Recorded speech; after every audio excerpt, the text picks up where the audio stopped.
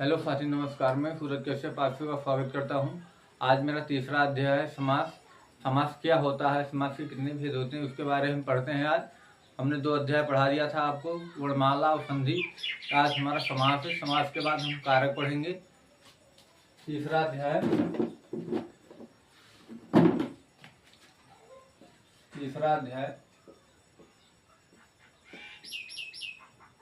समास।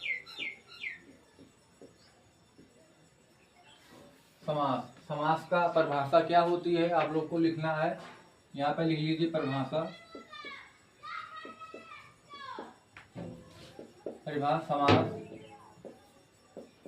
समास 2 शब्दों से मिलकर बनता है।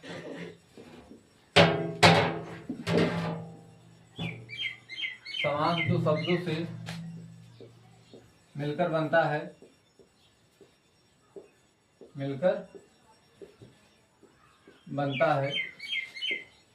सम प्लस आस। सम मतलब होता है पास। आस मतलब होता है बैठना। आस मतलब होता है बैठना। इसके बाद जो समीप बैठता है, इसके बाद इसकी दूसरी परिभाषा क्या बन जाती है, बीच के संबंधों को स्पष्ट करना। बीच के संबंधों को स्पष्ट करना।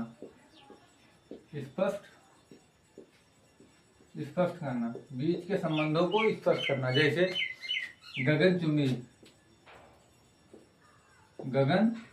चुंबी, तो इसको बीच के संबंधों को स्पष्ट करना होता। आप इसको तो अलग करोगे तो गगन को चूमने वाला।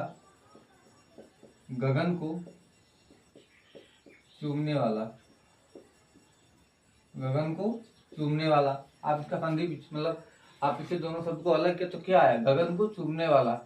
इसलिए बीच के संबंधों को स्पष्ट करता है। यहाँ को कर्म कारक कर्म विभक्ति चिन्ह लगी हुई है, विभक्ति। इसके बाद हम तीसरे इसके परिभाषा पर आ जाते हैं। तीसरा परिभाषा क्या होती है इसकी। तीसरा दो या दो से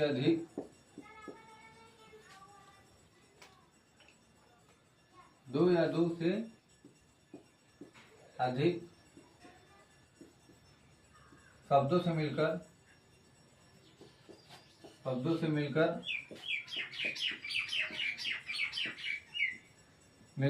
सार्थक या नवीनतम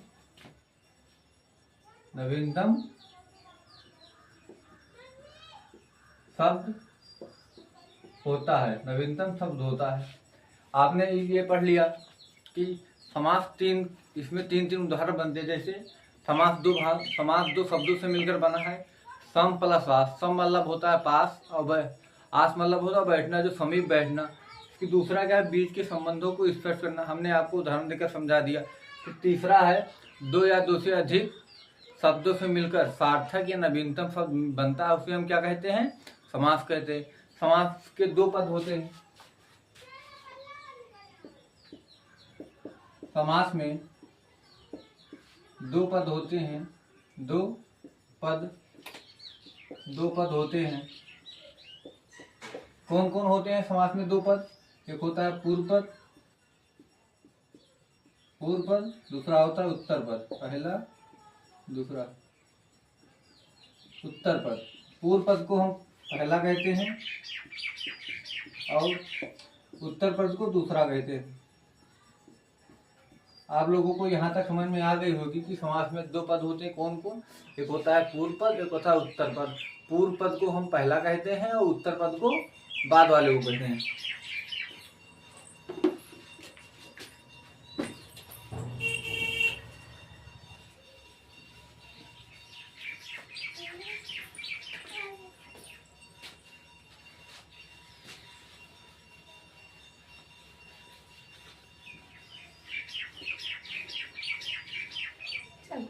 चल, हो गया। इसके बाद हम आ जाते हैं समास के भेद कितने होते हैं। आप लोगों को डाल लेना हेडिंग समास के भेद। समास के प्रधानता के आधार पर भेद।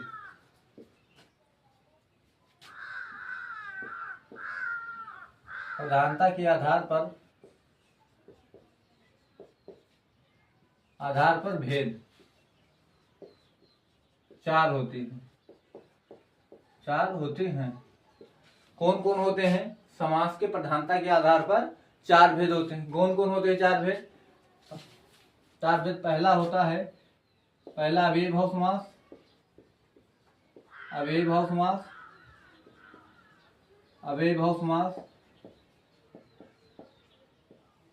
समास। उसके बाद दूसरा होता है तत्पुरुष समास।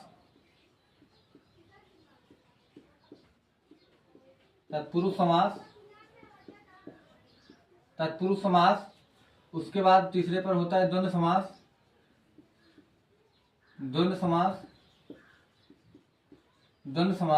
चौथे पर होता है बहुव्रीहि समास।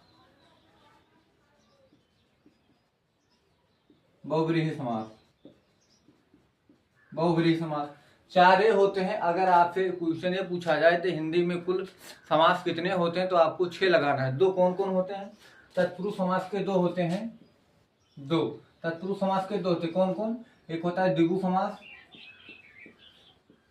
समास। दूसरा होता है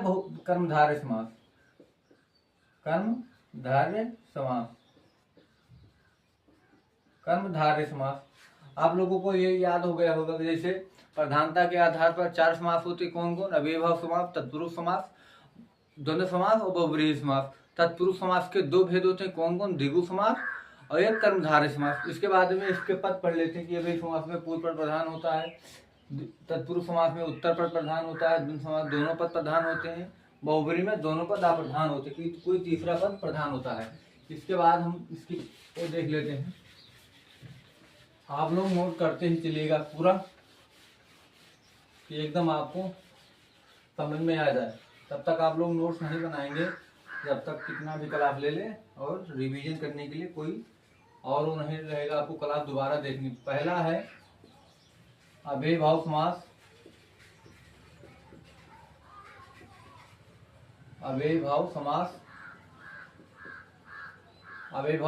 दूसरा है तत्पुरुष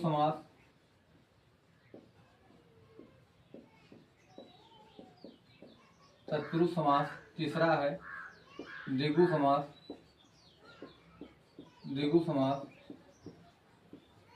चौथा है कर्मधारय समास।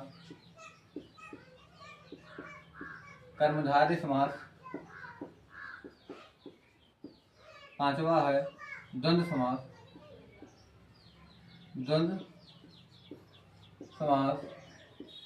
छठा है बहुव्रीहि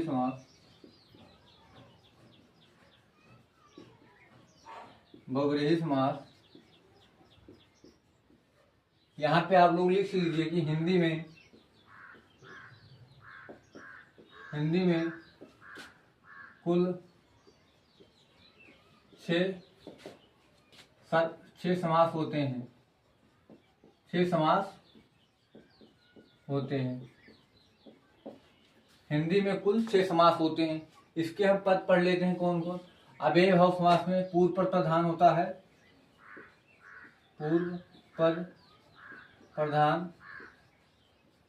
उत्तर पद गौण होता है, पूर्व पद प्रधान। तत्पुरुष समास में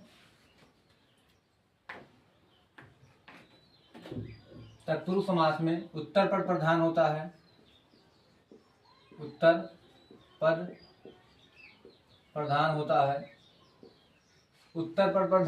है, द्विगु समास में उत्तर पद प्रधान होता है,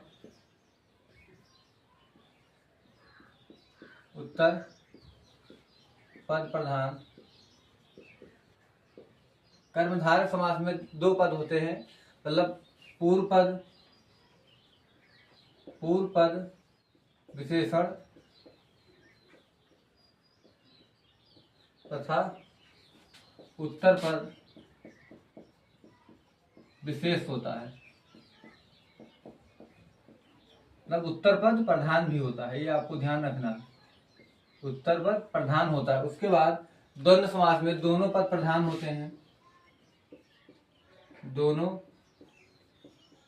शब्द प्रधान होता है, दोनों शब्द प्रधान होता है। उसके बाद बहुब्रीहि समास में दोनों पद अप्रधान होता है,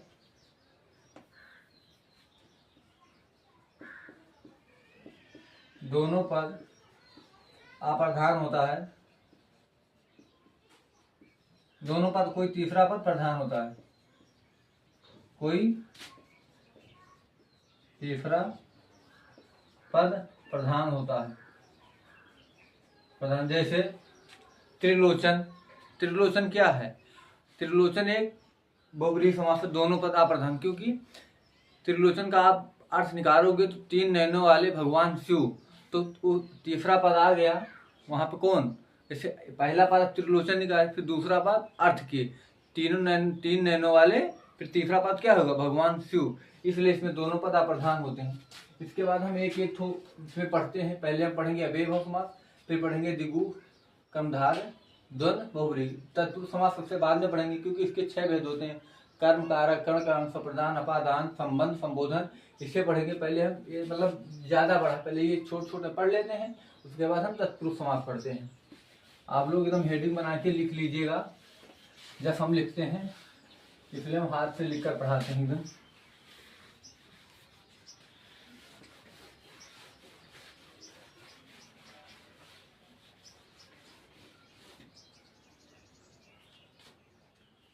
इसमें होता है अव्ययीभाव समास। पहला आप लोग डाल लीजिए हेडिंग, अव्ययीभाव समास, अव्ययीभाव समास, अव्ययीभाव समास। इसकी परिभाषा क्या है? समास में पूर्व पद प्रधान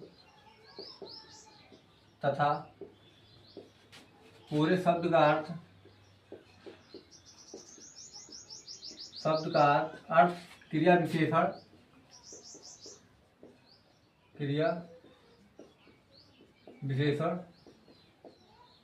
के रूप में कार्य करता है, क्रिया विशेषण के रूप में कार्य करता है,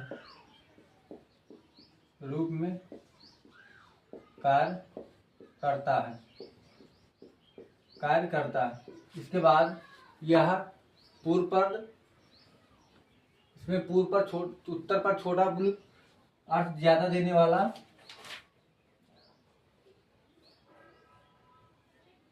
इसमें लिखिए पूर्व पद छोटा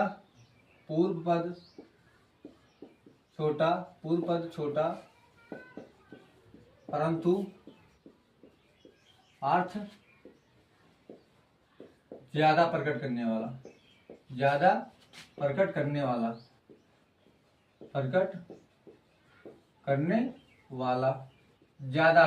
वाला, और इसमें एक ट्रिक है, उपसर्ग वाले शब्द यहाँ लिख लीजिए, पहला दूसरा उपसर्ग वाले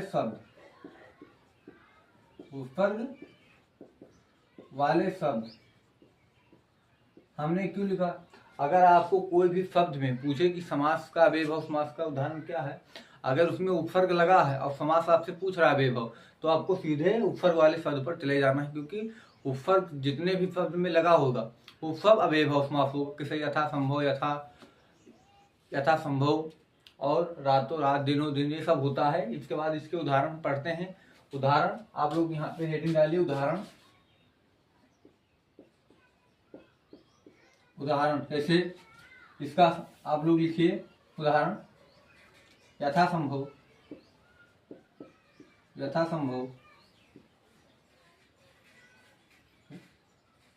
अधोपान, बेईमान, बेदर्दी, बेफिजूल,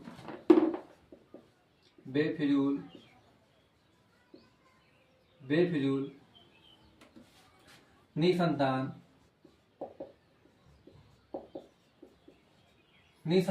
जैसे यहाँ आप लोग इसका है आप लोग देख रहे हैं तो इसमें यथा लगा हुआ है, उपसर्ग, यहाँ अधो लगा हुआ है, यहाँ पर बे उपसर्ग लगा है, और यहाँ पे बे उपसर्ग लगा है, और यहाँ पे बे उपसर्ग लगा है, और यहाँ पे नी उपसर्ग लगा है, यहाँ पे नी उपसर्ग लगा है। आप लोग ये उकर गए। इसके बाद यहाँ पे और उदाहरण ले लीजिए, जैसे पर्यावरण,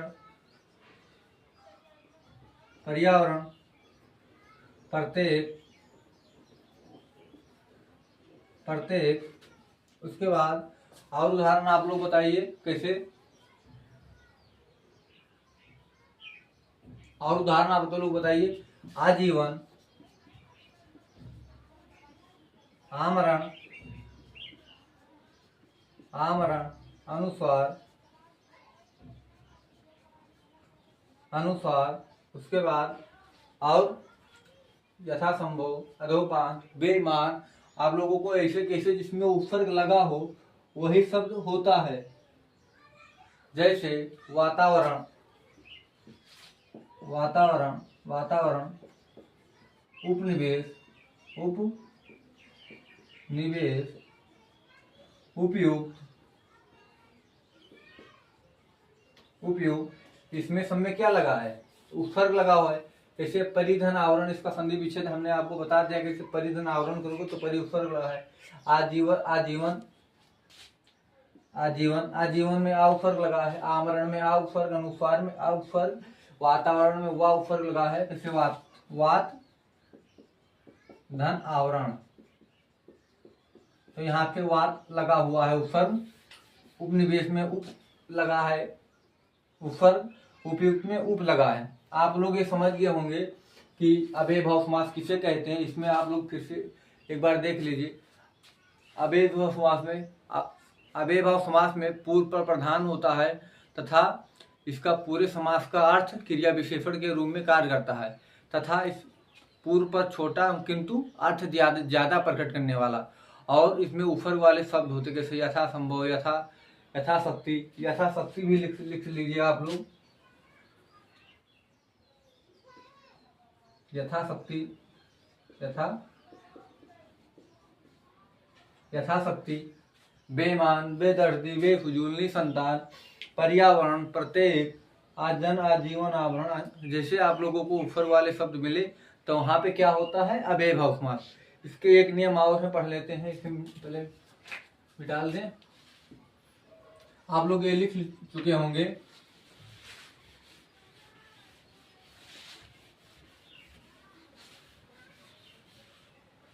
यहाँ पे दूसरा लिखिए, हेडिंग डालिए। अगर एक ही शब्द, अगर एक ही शब्द बार बार आए तो, बार बार आए तो अव्ययभाव समास होता है, अव्ययभाव समास होता है, समास होता है। जैसे कैसे दो शब्द एक साथ, रातों रात, रातों रात, दिनों दिन, पल पल, पल पल, पल पल। मुंह और मुंह होता है, बीच में आता है, ये अपवाद में है। मुंह मुंह, मुंह मुंह, पल पल, घड़ी घड़ी, घड़ी घड़ी, घड़ी घड़ी, धीरे धीरे, धीरे धीरे, धीरे धीरे। अगर दो शब्द एक जैसे आए और दोनों एक साथ आए तो वहां क्या होता है, अव्ययभाव समास। और धारी से दिनों दिन, दिनों दिन, पल पल, रातों रात, ये सब हो गया। इतना उदाहरण आप लोग देखिए। अगर एक ही शब्द बार बार आए तो वहां पर अव्ययभाव समास होता है। जैसे रातों रात, दिनों दिन, पल पल, मुंह मुंह, घड़ी घड़ी, धीरे धीरे, दिनों दिन, ये सब क्या है, अव्ययभाव समास। आप लोगों को अव्ययभाव समास एकदम समझ में आ गया होगा। इसके बाद हम चलते हैं दूसरे समास पर। आप लोगों हमारे अगर वीडियो अच्छा लगे तो लाइक कमेंट शेयर जरूर करिएगा।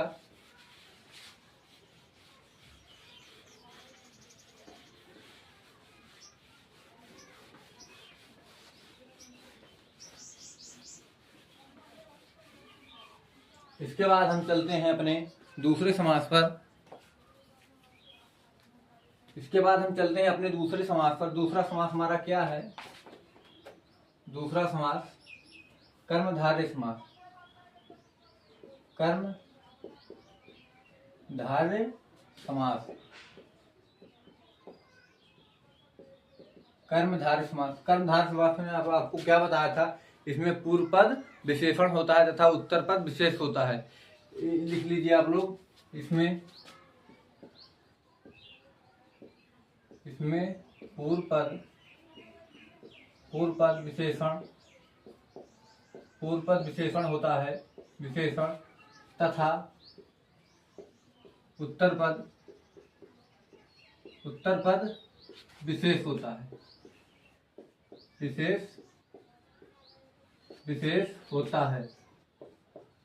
विशेष होता है। जैसे और उत्तर पद इसमें प्रधान भी होता है। यहाँ पर लिख लीजिए उत्तर पद प्रधान। इसके 4 भेद होते हैं। पहले ये देख लीजिए इसमें पूर्व कैसे विशेषण क्या है और विशेष क्या है। यहाँ पे हेडिंग डालिए पहला दूसरा। विशेषण और विशेषण किसे कहते हैं? जो संज्ञा सर्वनाम का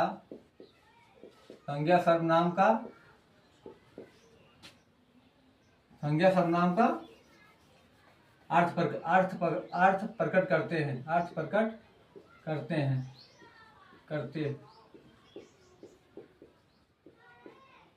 जैसे राम, एक उदाहरण लिख लीजिए।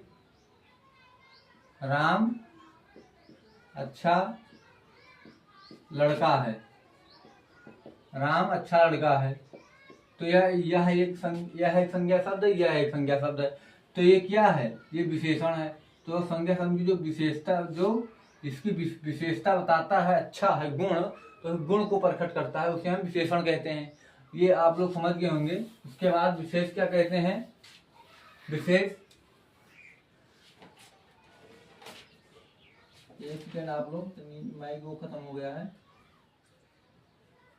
हाँ, देख लीजिए। जिस व्यक्ति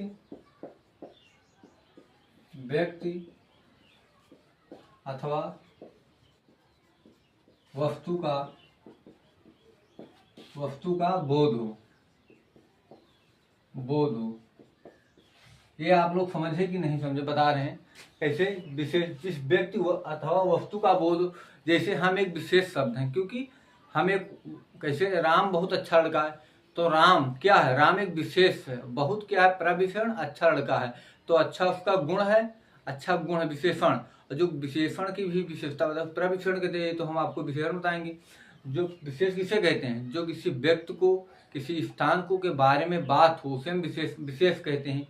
इसके 4 भेद होते हैं। कौन कौन? इसके 4 भेद होते हैं। आप लोग लिखिए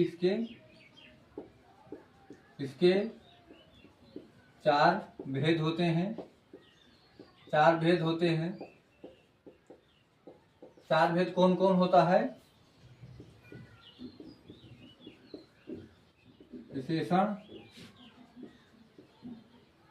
विशेषण पद, कर्मधारय समास।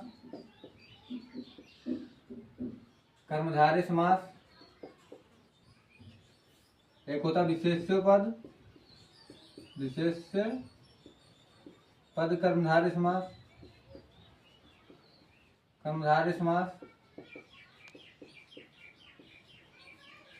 एक होता है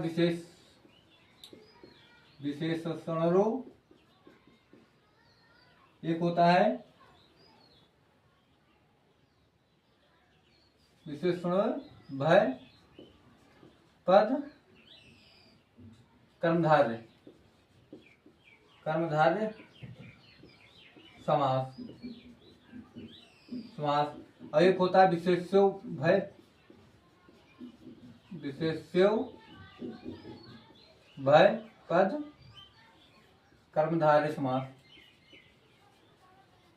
कर्मधारय समास। आप लोगों को ये समझ में आया होगा कि विशेषण पद, विशेषण पद कैसे नीलकमल, नीलकमल जिसमें पूछा है विशेषण पद, जो पहला पद विशेषण हो, जैसे नीलकमल है तो इससे अलग नील और कमल। तो कमल एक क्या है, संज्ञा है, जातिवाचक संज्ञा, इनके जैसे और है। और जो इनकी भी विशेषता, इनकी बताता है विशेषण, कमल कैसा है, नील है, नीला कमल है, नील कमल, तो उसी को हम क्या कहे हैं, विशेषण पद। उसके बाद दूसरा है विशेष पद, कैसे कमल नयन, कमल नयन, कमल नयन। तो इसमें क्या है, पहला उसे विशेष कर्मधारय समास, तो पहला पद विशेष है और दूसरा पद इसमें विशेषण है। तो पहला पद इसमें पूछा है कि पहला पद क्या है, तो पहला पद इसमें कमल है, और इसमें पूछा विशेषण पद कर्मधारय, मतलब दोनों पद विशेषण। कैसे, इसमें कौन होता है, कृत्याकृत, कृत्याकृत, इसमें दोनों पद विशेषण है। इसमें आपको क्या दिख रहा है, इसमें दोनों पद विशेषण है। उसके बाद विशेष्य पद, इसमें मतलब दोनों पद विशेष, कैसे आम्र फल,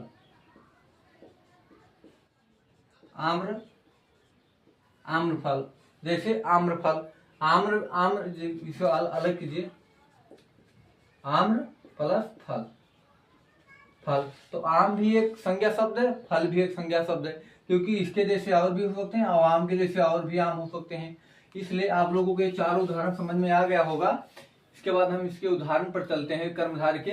ये आप लोगों को चारों एकदम पता होना चाहिए। किसी आप कैसे छोटे एग्जाम की तैयारी कर रहे हैं, उसमें हिंदी आ रहा है तो उसमें ये चारों नहीं पूछा जाता है। आपको बस इतना पूछ जाता है, कर्मधारय समास नीलकमल में कौन सा समास है, चरण कमल में कौन सा समास है, ऐसे पूछ लेता है। और आप बड़े एग्जाम की तैयारी कर रहे हैं, यूपीएसआई, टीजीटी, पीजीटी, उसमें ये सब आता है। इसके बाद हम इसके कर्मधारय समास के भेद पर चलते हैं।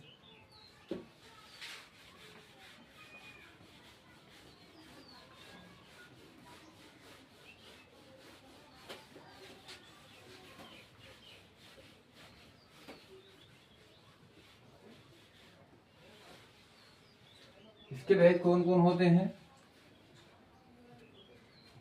लाल छड़ी, लाल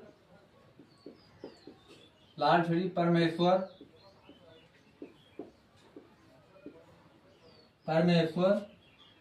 महाकवि, महाकवि होता है, और कमल नयन, चरण कमल, कमल नयन, चरण कमल, चरण कमल। उसके बाद उदाहरण आप लोग बताइए, अधमरा,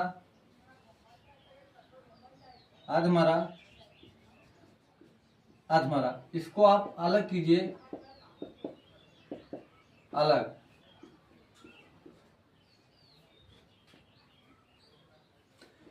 इसमें हम आप लोगों को एक शब्द नहीं बताया, इसमें हम लिख देते हैं क्या है। यहाँ पे समास को विग्रह करने पर, समास को विग्रह करने पर, समास को विग्रह उनमें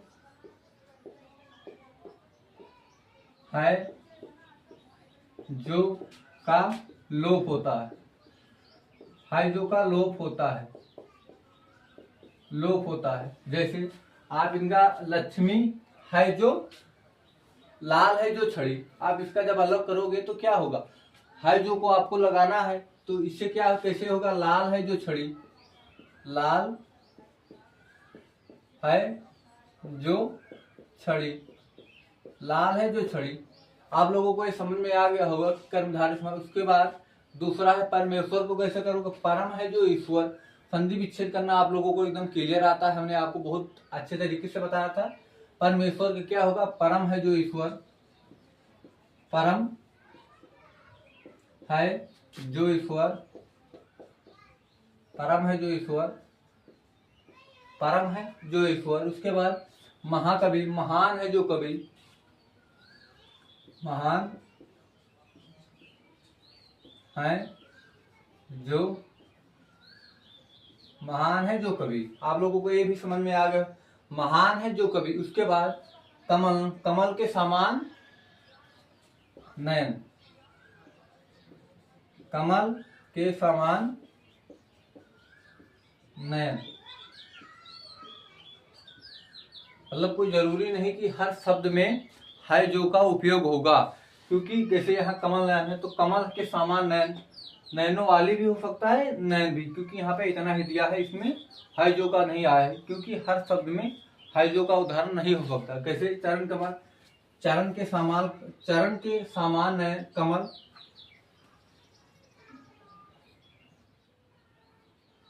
कमल के समान चरण, कमल के समान चरण।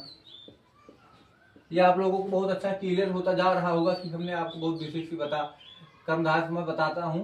इसके बाद अधमरा, आधा है जो मरा, आधा है जो मरा, आधा है जो मरा। आप लोगों को ये समझ में आ गया होगा। इसके बाद हम और उदाहरण पर चलते हैं। और उदाहरण पर आप लोगों को समझ में आ गया। पहला आप लोग पढ़िए, लाल छड़ी, लाल है जो छड़ी। उसके बाद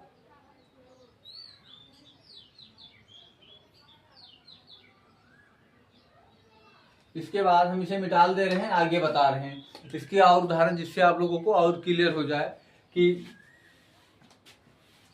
आप लोग नोट करते ही चलिएगा, क्योंकि आप लोग नोट नहीं करोगे तो समझ में नहीं आएगा।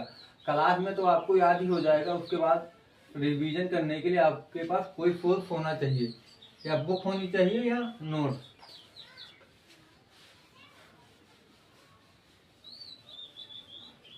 इसके बाद हम चलते हैं अधपका। और ध्यान लीजिए, अधपका, अधपका, प्रिय सखा, प्रिय सखा, लालमणि, लालमणि, सद्धर्म,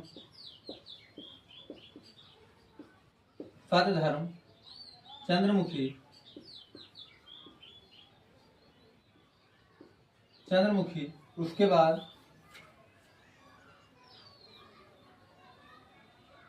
महाकवि, महाकवि आपको बता, ये 5 उदाहरण है। 5 उदाहरण नाम आपको और बताते हैं। उसके बाद हम द्विगु समास पे चलते हैं, तीसरे पे। अधपका, अधपका कि क्या होगा, आप लोगों को है जो लगाना, आधा है जो पका। क्या लिखना है आपको यहाँ पे, आधा है जो पका, आधा है जो, आधा है जो पका, आधा है जो पका। उसके बाद प्रिय सखा पर क्या होगा, प्रिय सखा पर क्या होगा, आप लोग बताइए। प्रिय है जो सखा, प्रिय, प्रिय है जो सखा, प्रिय है जो सखा। उसके बाद लाल मणि की, लाल है जो मणि, लाल, लाल है जो मणि, लाल है जो मणि। आप लोगों को यहाँ तक एकदम क्लियर होता हो गया होगा। इसके बाद सत धर्म, सत है जो धर्म, सत है जो धर्म, सत है जो धर्म। ये भी आप लोगों को क्लियर हो गया होगा। इसके बाद चलते हैं चंद्रमुखी, चंद्र के समान मुख वाली, चंद्र के समान, चंद्र के समान मुख वाली, चंद्र के समान मुख वाली। आप लोगों को कर्मधारय समास और बहुब्रीहि समास एकदम क्लियर से पता हो गया हो कि कैसे हमें पहचानना, इसकी ट्रिक कौन है। कर्मधारय समास में इसमें विशेषण शब्द जरूर से जरूर होगा। कैसे, प्रिय सखा, इनमें आध लगा है, आध विशेषण, आधा है जो पका, पका कैसा है, आधा, तो आधा क्या है, विशेषण। प्रिय सखा, सखा है जो कौन, प्रिय कौन है, सखा। लाल मणि, मणि है जैसा, लाल है जो मणि। आप लोगों को ये समझ में आ गया होगा कि कैसे हमें अलग करना है, इसके बीच में कौन सा चिन्ह का लोप होता है और जो का लोप होता है। इसके बाद द्विगु समास पे हम लोग चलते हैं। द्विगु समास,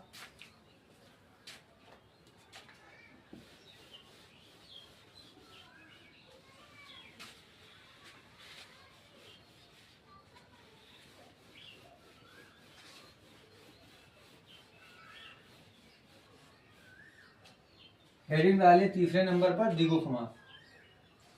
तीसरे नंबर पर आप लोग छोड़िए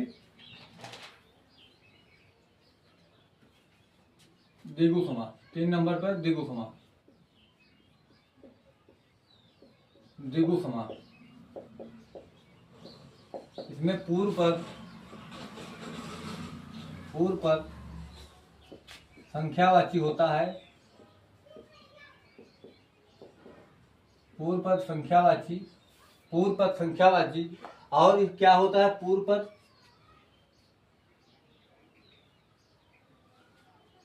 पूर्व पद संख्यावाची तथा उत्तर पद प्रधान होता है। पूर्व पद संख्यावाची तथा उत्तर पद प्रधान होता है। द्विगु समास कहते हैं। द्विगु समास कहते हैं। इसमें आप लोगों को क्या ध्यान रखना है पहचानने में? द्विगु समास में पहला पद संख्यावाची होगा। कैसे? चौराहा, त्रिभुज, शताब्दी, शतसई। इसमें उपसर्ग मतलब इसमें होगा, मतलब द्विगु समास होगा। जैसे एक उदाहरण लिखिए यहाँ पे। उदाहरण चौराहा, त्रिभुज, शतसई, अष्टाध्यायी, 8 दोहों का समूह अष्टाध्यायी। उसके बाद सप्ताह,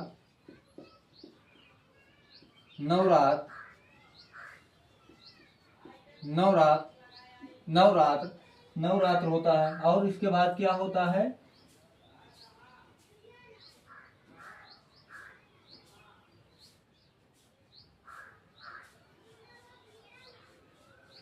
दोपहर।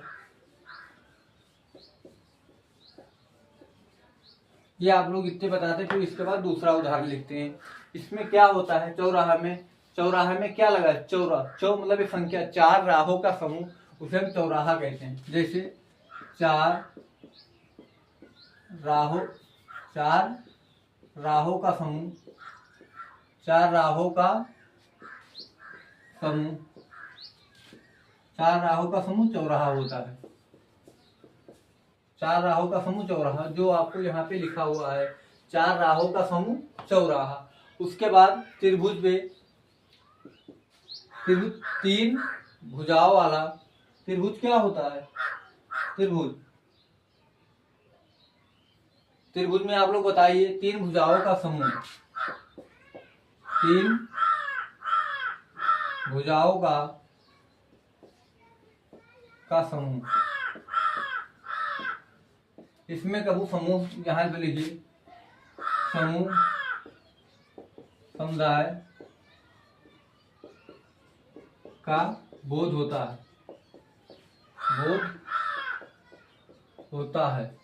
समूह या समुदाय का बोध होता है। जैसे शतसई, 700 वर्षों का समूह। शतसई में क्या होगा? शतसई में आप लोग बताइए, शतसई में एक सेकंड देखिए वीडियो चल रहा है कि नहीं चल रहा है।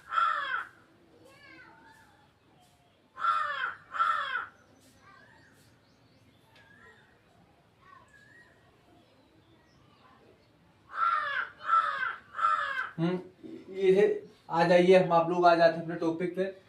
700 दोहों का समूह। 700 दोहों का समूह। 700 दोहों का समूह होता है। इसके बाद अष्टाध्यायी, 8 अध्यायों का समूह। 8 अध्यायों का समूह 8 अध्यायों का समूह, 8 अध्यायों का समूह, 8 अध्यायों का समुदाय अब क्या लिखे या समूह लिखे। इसके बाद क्या होता है, नवरात्र में 9 दिनों की रात्रि। क्या होता है नवरात्र में,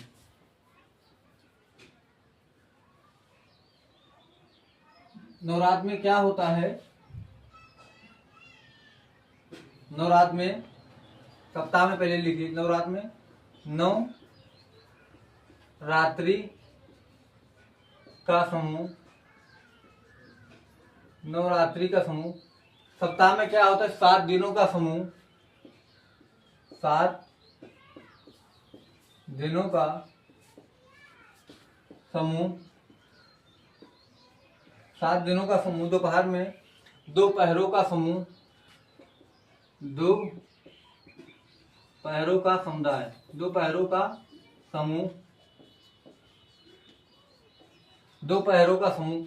आप लोगों को द्विगु समास मतलब क्या, द्विगु समास समझ में आ गया होगा कि कैसे मुकन्ना चौराहा, 4 राहों का समूह, त्रिभुज 3 भुजाओं का समूह, सतसई 700 दोहों का समूह, इसके पास अष्टाध्यायी 8 अध्यायों का समूह, 7 सप्ताह 7 दिनों का समूह, नवरात्र 9 रात्रि का समूह, दोपहर 2 पहरों का समूह। आप लोगों को ये समझ में आ गया होगा। इसके बाद हम और उदाहरण आपको लेकर समझाते हैं इसे।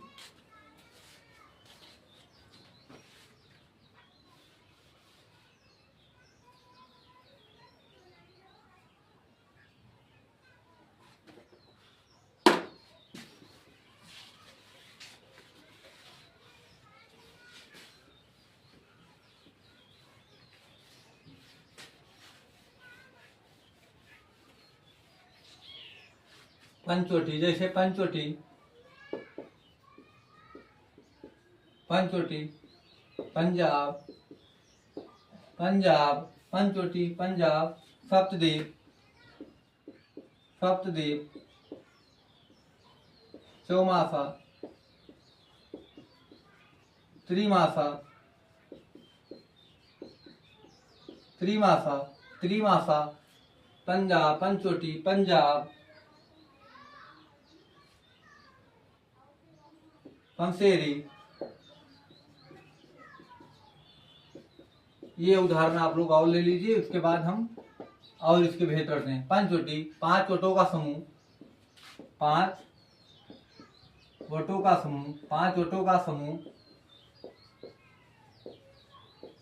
5 वटों का समूह। पंचवटी किसे कहते हैं, 5 वटों का समूह। इसके बाद पंजाब में क्या होता है, 5 आबों का समूह, 5 आबों का समूह, आबों का समूह, 5 आबों का समूह। उसके बाद सप्तद्वीप 7 द्वीपों का समूह, 7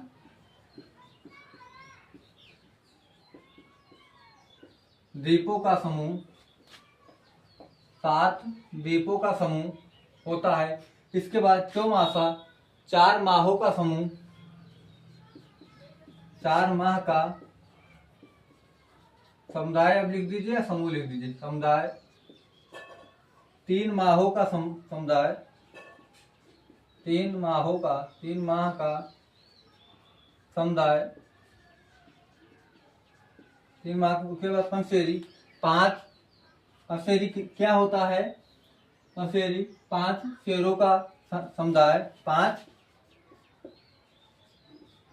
शेरों का समुदाय, शेरों का समुदाय। इसमें आपको क्या पहचानना है, जिसमें संख्यावाची आता है वह द्विगु समास होता है। इसमें कुछ अन्य भी आते हैं, इधर लिख लीजिए। अगर 0 वाले शब्द आए, ये लिखिए। इसमें और क्या होता है, एक 10 20 30 40 50 60 70 80 90 100, ये सब द्विगु समास में आते हैं। और इनके बीच की जो संख्या बची 2 3 4 5, इनके बीच की संख्या तो द्वंद्व समास में होता है। जैसे 20 और 30 के बीच कोई संख्या ले लीजिए 25, तो 25 क्या है? द्वंद्व समास। इसका आप कैसे करोगे? 5 और 20, 5 और 20, तो वो क्या होता है? ये द्वंद्व समास में अगर कोई